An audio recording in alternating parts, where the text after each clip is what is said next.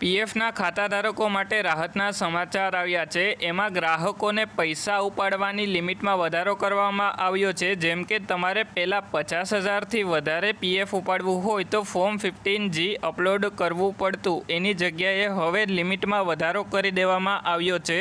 એટલે હવે લિમિટ 50,000થી 1 લાખ સુધી કરી આપવામાં આવી છે। એટલા માટે જો તમારે 1 લાખ સુધી પીએફ ઉપાડવું હોય તો તમારે પીએફ માટે ફોર્મ 15G અપલોડ નહીં કરવું પડે, પરંતુ જો તમારે 1 લાખથી વધારે પીએફ ઉપાડવું હોય તો ફોર્મ 15G તમારે અપલોડ કરવું પડશે।